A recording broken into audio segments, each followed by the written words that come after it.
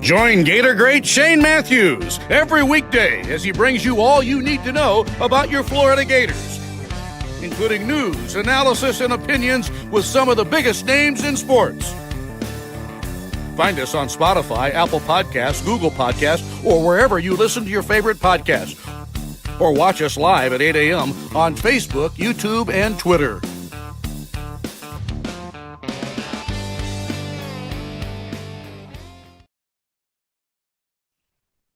Good morning. It is a Monday edition of PodUp with Matthews in the morning from the International Diamond Center Studios, locations across the state of Florida, right there, Celebration Point of the heart of Gator Nation. Go check out the good people at International Diamond Center. Today's show, we'll have JC and we'll have Scott Carter from FloridaGators.com. He went on a little vacation, went to Summerall, Mississippi, did a little background of Coach John Summerall. We'll get his thoughts on that, and also with SEC Media Days, the Gators go on Wednesday. Cranks up today. You got Tennessee, Kentucky, Missouri, and Oklahoma. Congratulations to the Spaniards. Dominant performance. It was like Argentina was a JV team. Yeah. JC, you're on the Titan Tomorrow hotline. I mean, it was like 24 shots on goal and none. It was unbelievable. It was unbelievable, and, this is what Spain does. It's just the way they are. It's the way they play. They give you no space, no room, no nothing. When they beat France, I pretty much said this is the winner. Now, listen, this game was scoreless, and it took the second extra time for them to finally get one past the goalie. Argentina's goalie. The goalie was the only reason the game was close, but it really wasn't close if you watch it, and you can see the dominant play from Spain. They were the winner. First win in 16 years since 2010. That's their second cup. Argentina already has three. They have one in 78, 86, and 2022 when they beat France in a penalty kick. But the World Cup, I got to tell you, when it was all over and said and done, I loved it. I sat there thinking to myself, damn, I enjoyed that. I don't want to watch it again until it comes back in 4 years. Right. I see that. But, man, in a way, honestly, for at least a day or two, I'm going to miss it. And then in about a week or so, I'm not even going to think about it. But obviously, I enjoyed the 30 or 40 days we had of 3 games every day on TV, something to watch in the middle of the afternoon, and watching these fans in these these arenas with the grass fields and the players. I just thought it was a real celebration of America and a celebration of the world and a celebration of this sport that I really don't watch much of. And they had controversy in there. They had upsets. They had, not many upsets, but they had close games. Let's call it that. So it was fun. Next World Cup is June 8th in 2030. They're going to have 6 countries on 3 continents. The primary host will be Portugal, Spain, and Morocco. And Argentina. So people can bitch and complain about travel there too, huh? Well, look, Portugal and Spain are very close. I don't know what the infrastructure is like there. And Morocco, no idea. But but there's also in the first game, the Argentina, Paraguay, and Uruguay will each host one celebratory opening match in South America, and then they'll all move it over to Portugal, Spain, and Morocco. That's where the bulk of the tournament will be, including the knockout stages and the final. So all 6 countries virtually qualify for those tournament. So you'll see all 6 of those countries in the tournament, and I'm sure United States will be there. But that's in 4 years. Maybe not. Maybe not. Qualify. But, yeah, you got to qualify. But, we have 3 countries do it here, Mexico, Canada, and the United States. So I enjoyed it. I thought it was fun. And now it's time to talk about our football. A couple questions. We got some people asking. I'm going to make a prediction, JC, who the favorite is going to be from 4 years from now. In 2030? Okay, let's hear it. Spain. They have 2 19-year-old kids on their team. Yeah. Listen, they're going to be playing home in their home country, and like surely, that prediction. That's a pretty good one, huh? That's what you would predict. You go way out on a limb there. I think they should be. I mean, they are. A lot happens in 4 years though, QB. I mean, it's amazing to me how these sports like the Olympics and World Cup, it's every 4 years, and we treat it like, okay, well, last year the Olympics went back to every 2 years. Did they not? Well, you have an Olympics every 2 years, but you have the Winter Olympics coming up in 2 years. Summer Olympics, Mm. it alternates every 2 years, but I don't think they play the summer and the winter every 2 years. It's alternating. So, with the last Olympics we had was the Summer Olympics. Is that right? So, and now next will be the winter, and then we'll go back some. But the World Cup 4 years, these teams are different in 4 years. But Not I when you hear got two 19-year-olds. no, I know, I get it, I get it. So But Justin says on YouTube, brought to you by Quality Plumbing, and yeah, I assume it's correct. He says Spain has a younger team than Indiana's football team. they'll be back in 4 years. Yeah. All right. Real quick, couple more things on the World Cup, and then we'll move on. Andy had a question on Facebook Live, brought to you by Mel Law. Did you like the halftime show, JC? I mean, it didn't bother me. Didn't bother me at all. You don't have America. Who are the Asian boy band? I don't know these I things. had no, I didn't know who I don't know. I just watched this. the rapper with Shakira. I had no idea who that dude was. She just got out there and shook her hips around, and Well, her song is the anthem of the World Cup, which is a kind of a catchy tune. okay. Yeah. Well, you enjoyed the halftime show, QB. I don't know if I Great. did or not. It was on. It was on when I got home from playing golf. I mean, to me, it all looks the same. They all just get out there and wiggle around and sing in Spanish. That's but this was a much more, I guess you could say, it was a much more tasteful show. Let's just call it that. I guess. I do have a question, JC. I don't know if you know the answer to this. Yeah. Why do some of the soccer players put their whole name on the back of their jersey and some don't? Hmm. Well, maybe it's a. Would you put Cornell or John Cornell on the back of yours? No, I just put my last name. Yeah, because what's the young Yamil or whatever his name is for Lamine Yamil. Lamine Yamil. He has his whole name on the back of his jersey. Yeah. There's a couple other Some guys Spaniards only that have do. one. Some guy just Pedro Porro. Pedro Porro. That's his whole name. Pedro Porro. There you go. That's his cool. full name too. So You like that? So, Maybe that'll catch on here in football. We'll have, we'll have full names. okay, Vernell Brown III. So the Asian boy band, Andy says that was BTS. He says I would love them. They're from South Korea.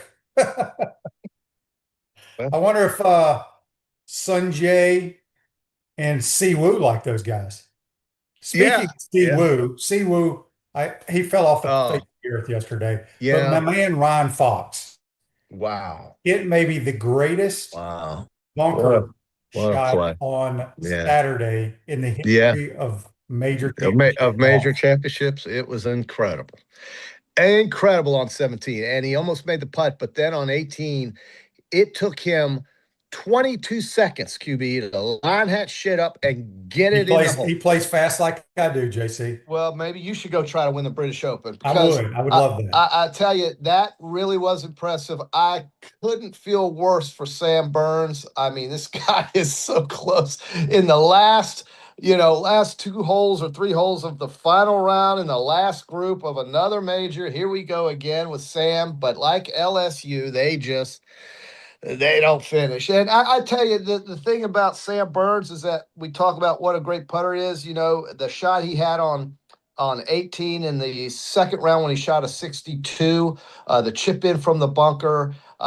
These guys are they come out of nowhere when they shoot these scores like a 62. It gets you right back in at 8 under. Those were great rounds. Ryan Fox had a 62. We had another 62. I think there were 3 62s. In this tournament, but man, what about this Ryan Fox? He won the Canadian Open a couple years ago. I wanted to ask you. Almost won it again this year. He was in a playoff last year with somebody, and he hit like a 240 something yard 5-wood over a lake to the green.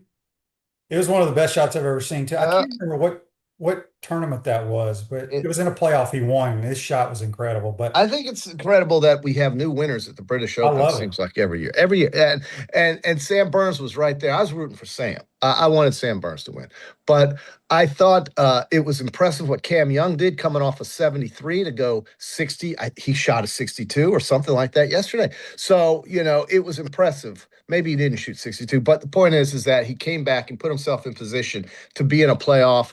But Ryan Fox birdies the last hole, plays the hole literally in about 3 minutes. And he was so eager to hit that shot into the green. He knew he was going to hit a good shot. And these guys were, before they even left the green, the group in front of him, Siwoo and the other guy, Ryan Fox. Hopefully the average golfer saw that, because many of these guys, if you're going to play good golf, play fast. If you're going to play bad golf, play faster. QB, that's right. But he spent less time over a multi-million-dollar putt than many people spend over $5 and $10 routine. putts. You don't get, your athletes are in routines. You don't get out of your routine. Patrick Cantlay takes forever to putt or to hit a shot. He will never change. No, it's awful. But I don't care about the routine. I get the routine and all that, but it's for the viewer, which is what I am. I enjoy watching these guys get up there and hit the ball. And, listen, I think we'll see. I agree with Clint Clements here. Sam Burns is going to win. He says he's going to win the Masters. I don't know, maybe, but he'll win a major. Sam Burns is playing really He's too good not to win a major, QB. He's too damn good. Next year, St. Andrews, I think we have let's see, that's the British Open. Next year's St. Andrews. And they ran the roster for next year's majors. Well, Pebble Beach is the U.S. Open. Pebble Beach is U.S. Open. St. Andrews is the British Open. Obviously, Augusta is the Masters.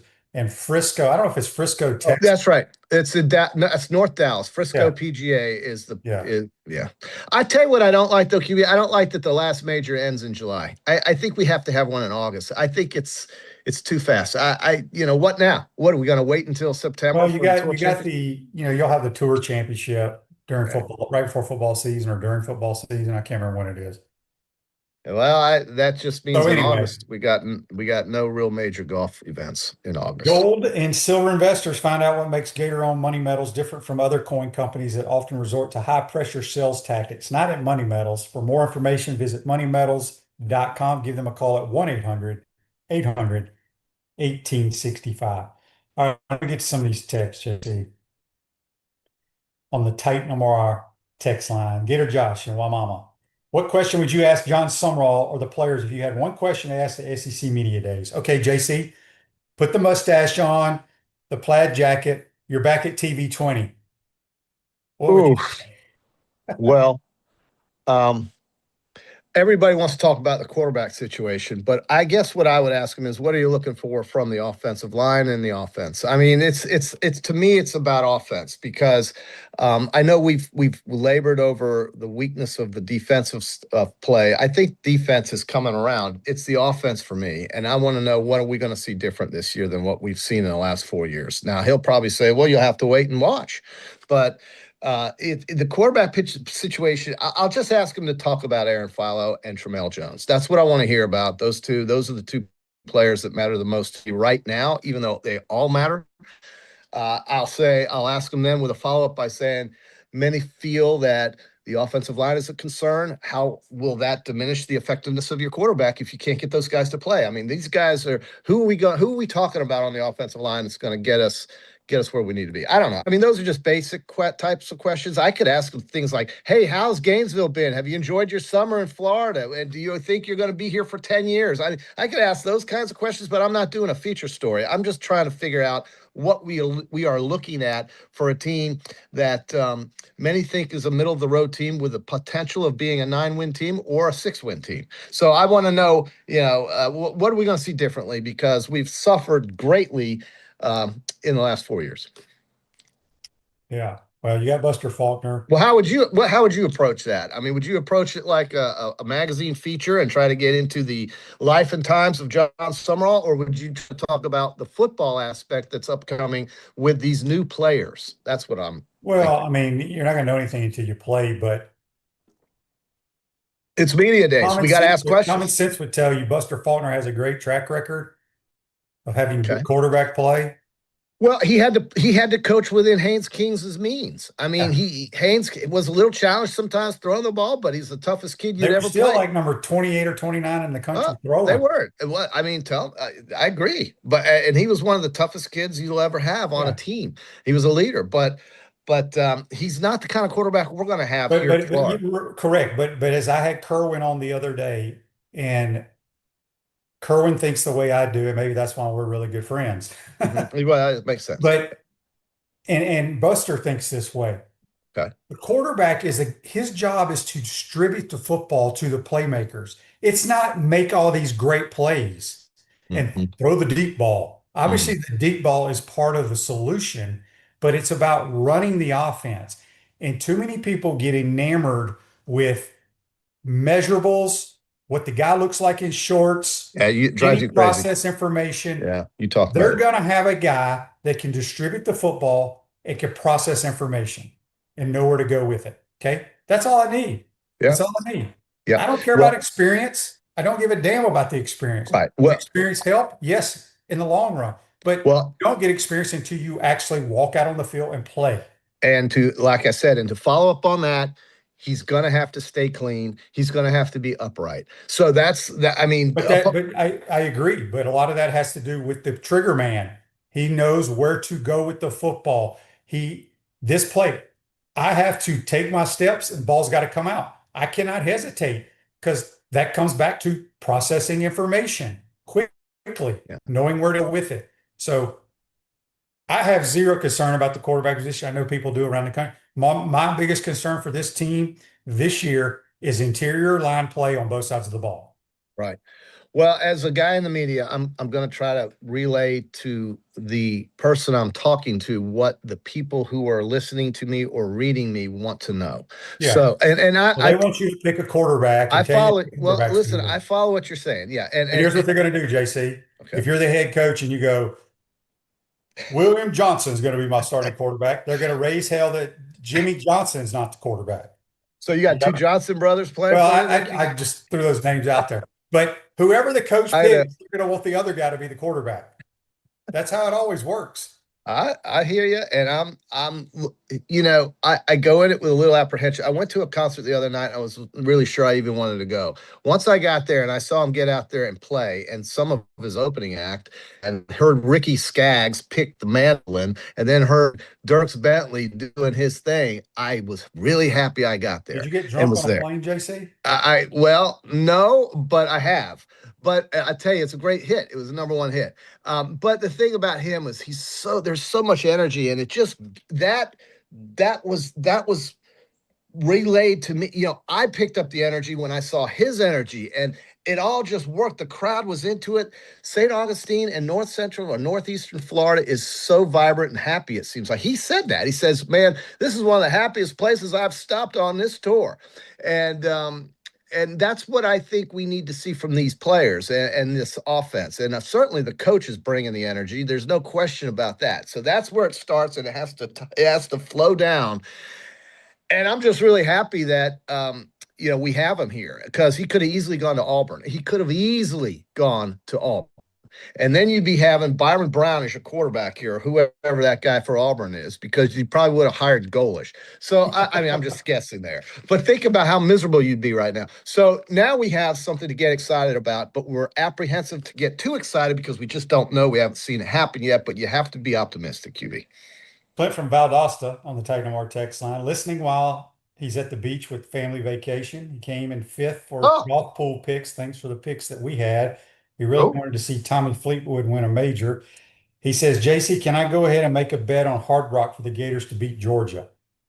Well, you'll get great odds. I don't know if that's posted yet. You will be an underdog in that game, but there is a bet that I have on the Fighting Gators, and I have the Fighting Gators to win over 7.5 games. So that's one of my picks. I was going to give you a couple sleepers in the other Power Four conferences today, but one of my other total picks is Florida State under. They're 6.5 total. They may not win a road game this year. Just look at their schedule. And in the SEC, I think you can pretty much safely say Arkansas under 4.5 is a good pick. Many of the games are not posted, and I wouldn't mess around with that. I would just look at game totals if you're willing to hold on to a ticket until potentially the end of the season or through the middle of the season. In the Big Ten, I have a sleeper. In the Big 12, I have a sleeper. I will give you my SEC and ACC sleepers on Wednesday. But in the Big Ten, it's Penn State. I think their schedule, not having Ohio State, Indiana, and Oregon on the schedule, is very good. USC is a home game. They do play at Washington and Michigan. But Matt Campbell's coming from Iowa State. He's bringing 24 of his players. They've all got a lot of experience, including the quarterback, Rocco Beck. 39 consecutive starts, 26 wins, 2,600 yards last year. The problem, though, will be if he gets hurt, they have no backup. He had 2 concussions last year, a sprained AC joint and something else with his labrum. So he's been beat up. But He's a if little he guy. plays, yeah, but if he plays and he's effective and they keep him clean, they do have 40 transfers on this team, most from Iowa State. Iowa State was a good football team. Campbell's a good coach. Penn State's a sleeper for me in the Big Ten. In the Big 12, clearly the favorite is Texas Tech. They've got a cakewalk of a schedule. BYU is right behind them. But QB, you may laugh at this, and I don't mind if you do. But I think Oklahoma State is going to be a sleeper. Why? Eric Morris is coming in as the coach from North Texas. He is very, very offensive-minded. Drew Mestamaker is his quarterback. Caleb Hawkins is his running back, both from North Texas. They were racking up the yards last year. Mestamaker led the nation with almost 4,400 yards passing and 34 touchdowns. Now, granted, this was in North Texas's conference. It was the All-American Conference or whatever. But listen, it's Oklahoma State. What do they got to lose? They've got new players, a new coach. The schedule is pretty doable. They do not have to play at BYU or Arizona. And Arizona was the other team I was rightly looking at because of Noah Fafita, the other quarterback. But I'm focusing this on the quarterbacks. You got Rocco at Penn State. You got Mestamaker at Oklahoma And State. you know the beauty about that, JC, is I agree because I think Rocco is a gamer. Yeah. I think the Mestamaker, he only played quarterback like 3 years ago, just started, and yeah, they know how to play the position. Mm-hmm. That goes so much farther than these big ass guys that throw it 100 miles an hour. Right. I think about this every day. It drives me insane. It drives you crazy. And you just got to keep talking about it, QB, because the word will get around. The thing with Mestamaker. No, they won't, because these guys that sit in these damn rooms and watch tape all day and look how big this guy's hand size is, how man, he can throw it 85 yards. They care about that stuff for some reason. Well, they need to look at the results on the field. Yeah. But here's the thing with Mestamaker. We talked about Eric Morris as coach, but Sean Brophy, his position coach, is going to be with him too. So, when you have that continuity, all you're doing is changing the helmet, dude. All you're doing is changing the uniform. They already know what they're going to do out there on that field. They're not trying to figure it out. They already have figured it out. So what they're going to do is see if it works in the Big 12. I'm saying Oklahoma State is dangerous. They don't play BYU. They don't play Arizona. They don't play BYU. And they have Texas Tech at home in November. It could be 6 inches of snow on the ground. You never know in Stillwater. So I think that's a good sleeper for you in the Big 12. You'll get tremendous odds. I'm not necessarily thinking they're going to win it, but man, they're going to create some problems. They could win some games. And then, of course, in the Big 10, everybody's Oregon with Dante Moore, blah, blah, blah, Ohio State and Indiana. But I think Penn State, with all those new players and a good coach, has a chance to disrupt some folks. And the schedule, QB, they don't play Ohio State. They don't play Indiana. They don't play Oregon. That's got to help. That's crazy. Yeah. Gallo Car Wash is locally owned by UF alum and the only car wash that provides NIL opportunities to Gator athletes. Locations on Northwest 13th Street, Wilson Road, and now open in Jonesville next to town of Tioga. All right, JC, a few more minutes here. Let me get this text. It's pretty good text here from Rick in Jupiter. I wonder if Rick's a member of a bunch of those nice clubs down in Jupiter. Well, I will tell you who probably is our friend Hugh Hathcock. He's following me, QB. Well, how about that? Hugh is not a member anywhere down in Jupiter. He's a Panhandle guy. He's a Panhandle. Well, God bless him. He watches. So go Hugh. He's from Valdosta, but lives in the Panhandle. Love it. But he has houses everywhere. All right. He goes, what's your take on the athletes who are born in one country but choose to represent another in international competition? Yeah. Do you think players and events like the World Cup and the Olympics should have to play for the country where they were born, or are you okay with the current eligibility rules? I don't know how to answer that because I think it depends on where you're born. Some guys are where you're born, though. But what if you're born in Nepal? And you live there for like 6 months or a year and your Right. family moves to another Right. country Right. and I you mean, grow up there. you're a military child, and all of a sudden you were born in Afghanistan and you moved to Spain, or England or wherever.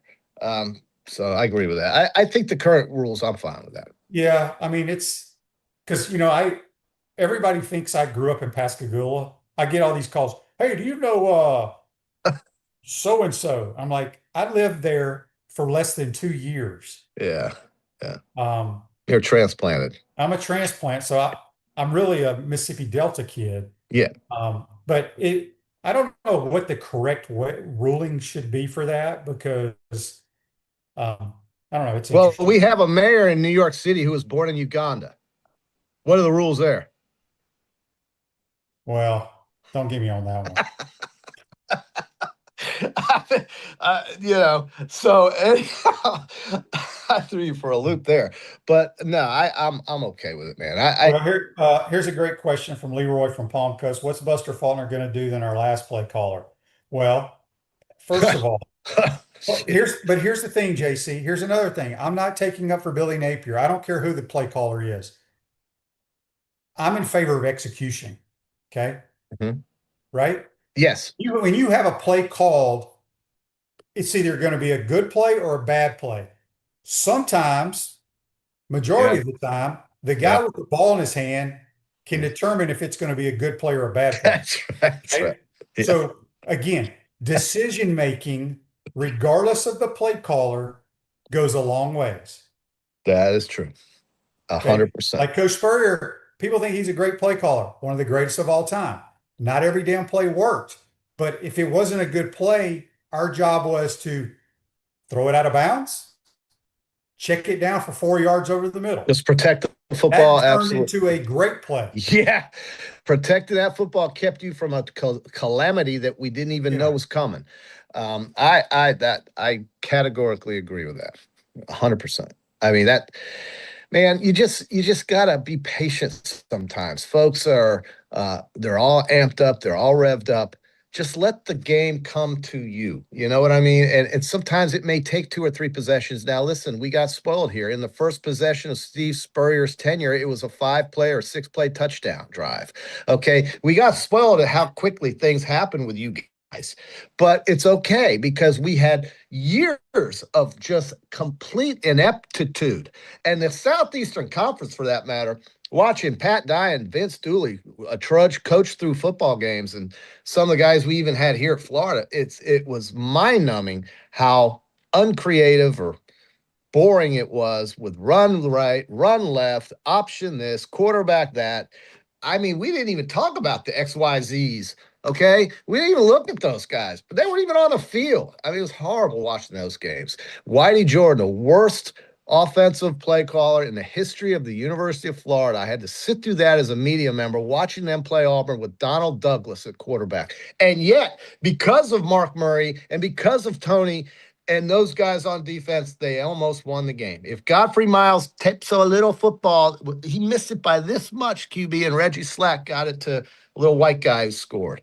But Florida could have beat Auburn and gone 7-0 or 6-0. Gary Darnell. I mean, I'm bringing up bad memories here, but man, that was bad football, QB. That was bad football. Yeah. MSRK says on YouTube, brought to you by Quality Plumbing, do you believe in QBs calling their own plays?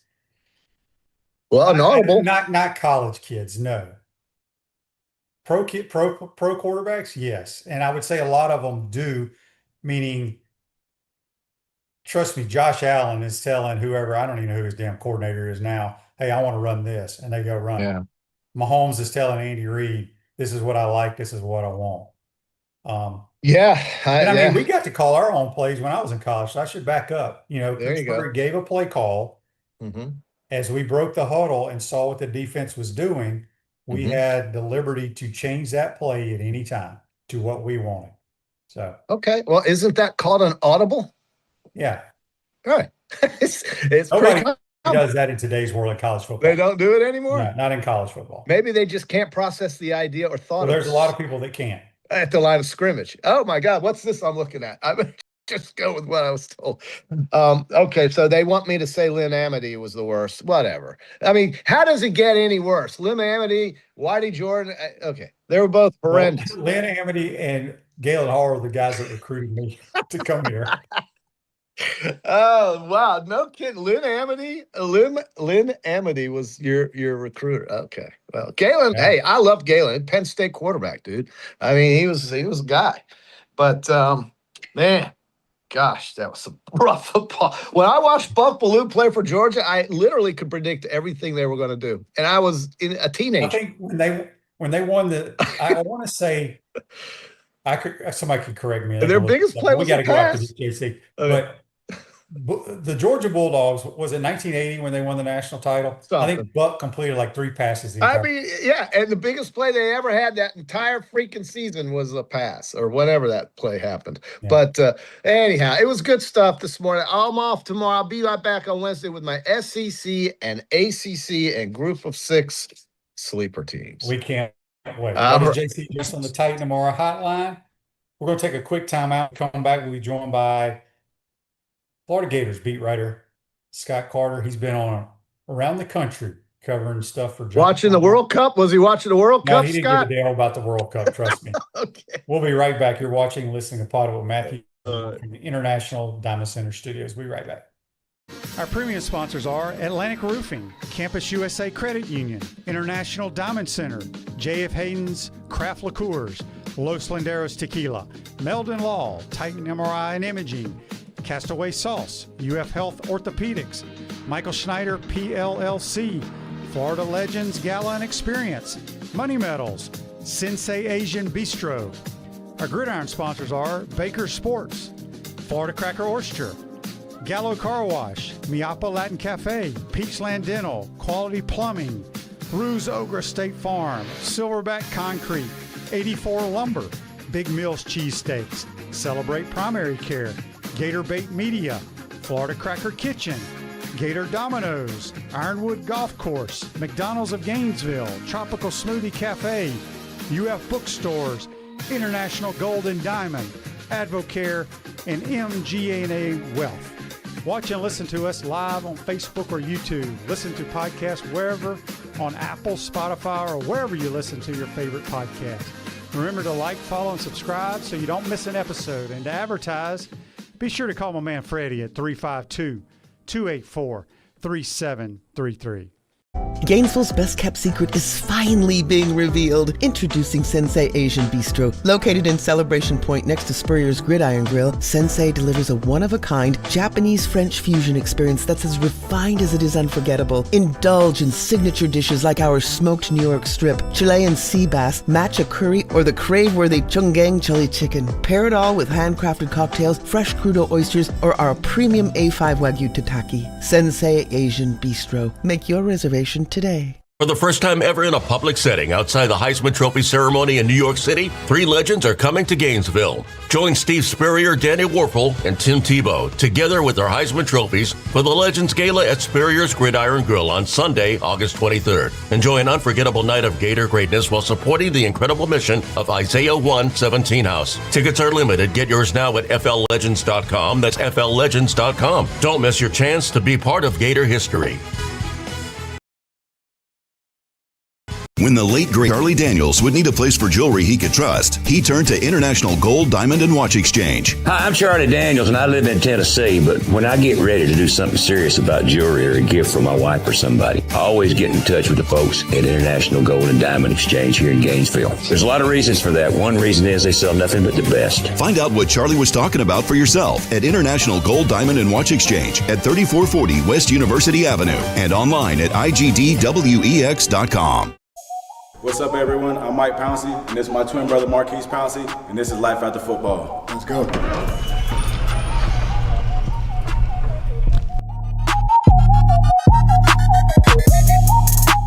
We are the owners of Tropical Distillery, and JF Hayden's is our liqueur brand. We have 5 different flavors: a mango, a lychee, an espresso, citrus, and key lime pie. We pride ourselves on not only being a Florida-made brand, but also a cocktail solution. With that being said, cheers and go Gators.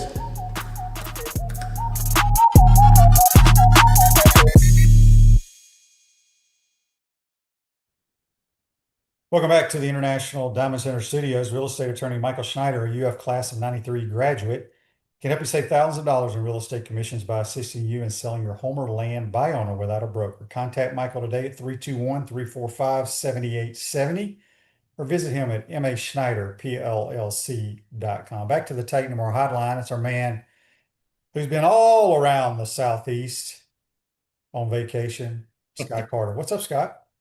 Hey, good morning, Shane. Yes, just got back late Saturday night, and after a 3,160-mile road trip with my son, so I was glad to be back home. Had a good time, saw a lot of things, but now it's off to Tampa this week for SEC media days. Man, a lot going on.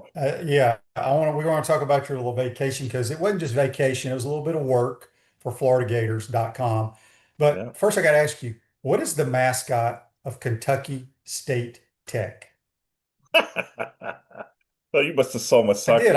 tweet. I actually responded asking that question, and you never answered me. Well, Shane, I'm not sure there is a Kentucky State Tech. I just tried to throw as many states and techs out there to make my point. If there was a mascot of Kentucky State Tech, it might just be a Chihuahua or something like that. Look, I don't think they would compete with the Floridas, Alabamas, LSU's very well. No, they wouldn't. All right, so let everybody know you went to Summerall, Mississippi. There ain't a Yep. whole lot there. Nope. But just tell us kind of, I don't know if you're writing a piece that's going to come out later on the website, but kind of fill us in on what that was all about. Yeah, well, what I want, I wanted to kind of just track Summerall, who this guy is and how he got here. So I'm going to do a series during camp on him. Whenever you write about someone in depth, I've always wanted to go and see where they come from. And obviously, if I went to Huntsville, Alabama, is where he grew up. That's where he played high school ball. So I went there after dropping my daughter off in Chattanooga. We went down to Huntsville and spent the night, got up the next morning, kind of went through his old neighborhood and his high school, although they changed high school since he was there. The high school that he went to, they built a new one. Where his old high school is now a community center, but they still had the football field there. So I did that. Then, of course, after leaving there, we were heading to New Orleans.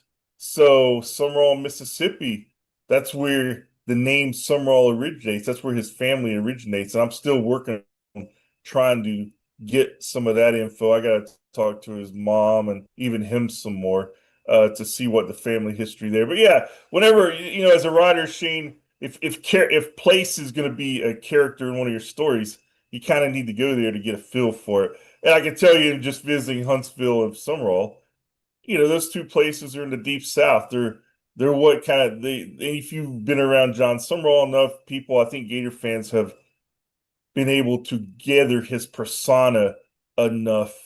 I mean, this guy is real. He's down to earth. He's one of us. But at the same time, he's very good at what he does. He's a heck of a football coach, or he wouldn't have been as successful as he's been or gotten a Florida job. So I'm just trying to trace how it all happened. And, I like those kind of stories. And so we'll get it out there in the next few weeks. I've still got a lot of work to do. But first, I had to go to those places to kind of get quality living, Shane. But we had to go to Chattanooga, drop off a daughter, stayed a night in Huntsville. Well, from Huntsville to New Orleans, we had to go through Birmingham. So I stopped in Birmingham. Then I showed him Tuscaloosa, and then we went through Meridian, Mississippi, just to show him that since it was there. Stopped in Summerall, then drove down to New Orleans and spent the night. Left New Orleans the next day. Stopped in Baton Rouge, showed him around LSU, and then once we got to Houston, we went over to Rice, then down to San Antonio, did the tour down there. Ate at the best barbecue. I missed it when we were there in the Final Four. Next time you're in San Antonio, you got to go to Pinkerton's Barbecue, man. I'm telling you, it might be the best barbecue I've ever had, and I've had a lot of barbecue, Shane. Wow. And then we also went to Baylor. Did not see DJ Lagway, but then we went to SMU. Baylor Stadium is cool because it's right on that river. It is McLean State. We stopped there, took a photo, toured the campus. SMU. Tell you who has a nice stadium is TCU. That stadium's unbelievable. They got some money out there. But anyway, Oh, that was the gist of the trip, and we had a great time, saw a lot of things, and it was fun. And of course, we went to Tulane too, where I'd been there before when I went out there to talk to Summerall in December, but went back there to get some stuff. So it was a good trip. awesome. Asa on Facebook Live, brought to you by Melon Law, says he says, so when it comes down to quarterback play, who will make the decision on who the starter will be, John Summerall or Buster Faulkner? John Summerall is going to be his call. He's a head coach. I mean, if he thinks Jones is the best guy, they'll go with Jones. If he thinks Philo's the best guy, they'll go with Philo. Obviously, Buster and him will have a conversation. Right. But I think if you read the tea leaves, I mean, Aaron Philo's here for a reason, right? Buster Faulkner really likes him. So I'm looking at him probably to be the guy. But I think whenever you come into a situation like this, you're trying to prove yourself. I mean, these guys aren't going to, I hate to say it, you can't be too loyal to any player when you're trying to build a program. So you got to produce. And that's going to be true for whoever starts the first game and whoever wins the job outright. So, and we can see both guys throughout the season. I mean, we've all seen that happen before. So it'll be interesting to watch through camp how that battle develops and stuff. Yeah, I mean, it's going to come down to when it comes to decision making, at least a lot of coaches I've been around and the way that I think, what guy can they trust to go win football games? Who is the most Yeah, consistent player? Now that could change as the season goes on, but that's what they're here to win today. This ain't yeah. about we're gonna develop this guy and try to get him ready for next year. No, they're here. This staff it plans to win games now. Yeah, no, that's why they're here. They understand the expectations. They understand the recent history of this program and why they're here. Um, so yeah, it's. I mean, I don't know. I like this situation in some ways much better than going into last year when you had DJ banged up and there was a lot of I don't know, a lot of shadows being tossed here and there about his health, and you just let the guy go out there and battle it out and see who wins. And if both of them play, that's fine too, as long as you're winning. Castaway hot sauce with real flavor, not just heat and vinegar, built by Gators for Gators. Castaway hot sauce available at select Publix. All right, Scott. I mean, obviously, I like the three guys we're taking to media days. Did that surprise you at all, or is that who you figured coach would take? The three players? Well, you never know with these coaches. I've had them where I thought they missed taking the obvious guys and the guys they should have taken. And then there's been years like this where he nailed it with the three guys he's taken. I mean, you could have taken other guys too, but you're getting the defensive leader, Miles Graham. He's certainly a great spokesman for the defense and the team. And then Jaden Ball, to me, the best player on the team, the most proven player. And Vernell Brown the third, who he might be the most mature, polished player who's just still going to get better on the field. The guy, whenever I talk to him, I always think, man, I'm talking to like a guy who's been in the NFL for 10 years already. I mean, that's just the way Vernell comes across because he grew up around the program and his father and knows all the insides and outs. So I think those three guys are excellent choices. Glad to see Summerall make the call, and I think it'll be a good Wednesday down in Tampa. Yeah. Text here from James on the Titan of our text line says, Scott, I know you're a baseball guy. Are you happy with the moves Sully has made? Yeah, I really am. I think he's done an excellent job retooling the staff. And I mean, I haven't been around over there in a few weeks since the season ended, so I don't know how he got the Oklahoma coach to come in when you when you get a coach who just won a national championship to come and join your staff. That's pretty impressive. And I think Tom Slater did a great job last year, just creating a good culture in the clubhouse. He's a veteran guy. I know I've talked to a couple of players who really liked him a lot. And of course, they've rebuilt the roster some the way they had to. So uh, all indications are they really were ahead of the curve this off season, got the big moves they needed to get, and put the pieces, that I think they can win big with next year. Now you just gotta put that puzzle together and and see who can fit where. But yeah, I definitely like what he's done. AMAC on YouTube, brought to you by Quality Plumbing, says, Scott, how easy are Coach Summerall and his mom to work with as you put together your articles? Well, if my past experience is any indication, it's been real. They've been great. I mean, I haven't really only spoke to his mom once after the game at Tulane, and she was a very sweet lady. And of course, that night, what I remember most about that night, Shane, was his father was at that game, and he was in a wheelchair. And I didn't know exactly what was wrong with him, and I tried to talk to him for a second. I could tell we just weren't connecting. And the mom comes over and politely takes the conversation, and sadly, he passed away a few weeks later.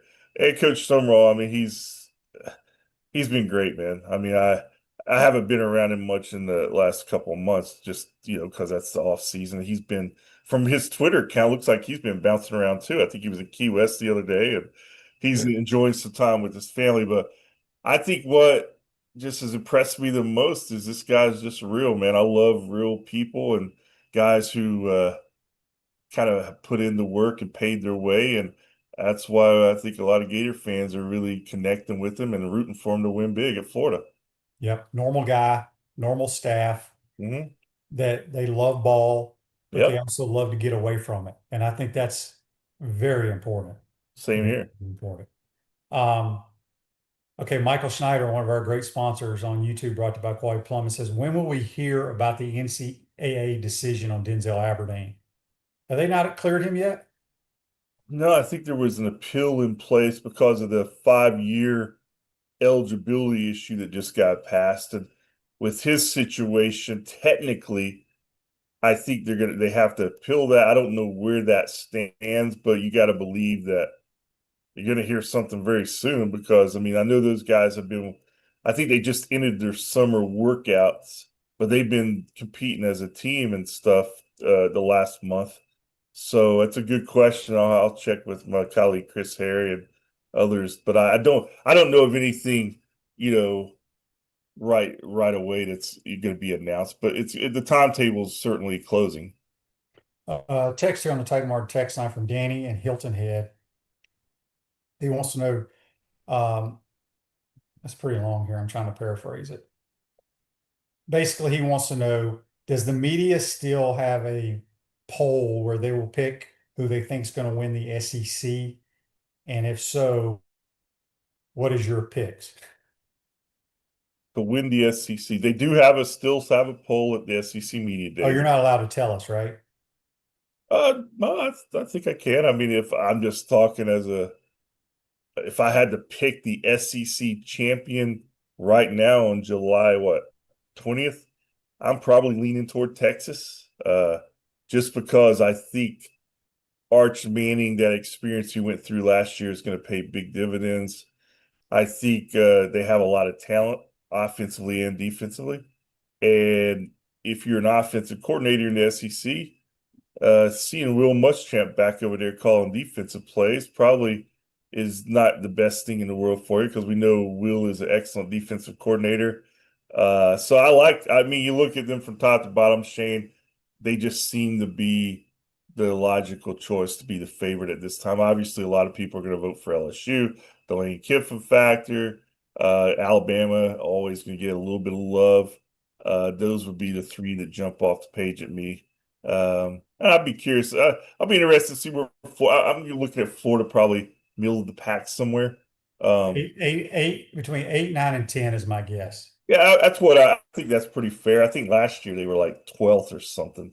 So I expect them to go up, even though they're coming off a 4-8 season. I think people see a better roster. And I think the coaching staff is going to make a difference in a couple of games this year, at least. Yeah, and it'd be interesting to see because I think the media also picks, and I don't know if the coaches do. Coaches don't do a preseason thing, but I think the media does like first team All SEC, second team, and third team. Correct. It'd be interesting to see if any Gators make first team All SEC. Do you think? Well, you got to believe we'll get somebody on there, at least Jaden Ball. He'd be a first. I mean, I know there's some really good running backs in the SEC. but Ball will be all SEC. Whether he's first team, I don't know. Yeah, I think it's going to be between him and Keywan Lacey to be Yeah, first. I'd say that's a pretty good choice. I mean, obviously, I think Eric Singleton probably going to make all SEC. Wouldn't be surprised to see Vernell Brown get preseason all SEC. Miles Graham will probably be Miles Graham. one of the three teams I would Yeah, I think. mean, it's been kind of quiet in that front in the last few years, and the record indicates why. But I think you're going to see some more Gator recognition this year at the SEC Media Days. Dan on Facebook Live brought to you by Mello wants to know who has the better food, San Antonio or New Orleans? Well, that's a tough one, man. I don't. I'm always going with New Orleans on food. I mean, I don't know if there's any city in America that compete with New Orleans. We did have some uh, Cajun dinner down there. My son, he'd never been to New Orleans, so I gave him the treatment. We went down to, Bourbon and French Quarter, and went to Cafe Du Monde, and went to a great Cajun restaurant there downtown. So um, now he wants to go back. Well, maybe we'll go to the Sugar Bowl. That's right. That's right. All right, Scott, good stuff. All right, so when are you going to post? When's your articles start on this Summerall deal, or is it going to be wait till the season start or the training camp starts? Yeah, it'll be during training camp, and as the season gets here, I'll probably roll those out because I got to do some reporting on them and put them together. And if I do them the way I want to do, it's going to take me some time. So, but they will be before the season. Until then, we'll be reporting and covering the daily goings on with the team and the camp, and who's doing what and what Summerall's saying. So we'll have plenty of coverage. But the Summerall series is going to be toward the end of camp just because I need some time. Cool. Appreciate your time. Glad you're back. Buckle your chin strap. It's starting now. Yeah, I'm good. excited, man. A lot more excited than I have been in recent years, man. So hopefully better days ahead. Yep, that is Scott Carter, senior writer for FloridaGators.com. Join us on the Titan MR hotline. UF Health Orthopedics and Sports Medicine is the place to go when injuries occur whenever and however, and it's never convenient for sprains, strains, or minor fractures. UF Health Orthocare makes it convenient for you. 7 days a week, including evenings. Check them out. UF Health Orthopedics and Sports Medicine. Thanks to Scott. Thanks to JC. Thanks to you for joining the program. We'll see you tomorrow, folks. Take care.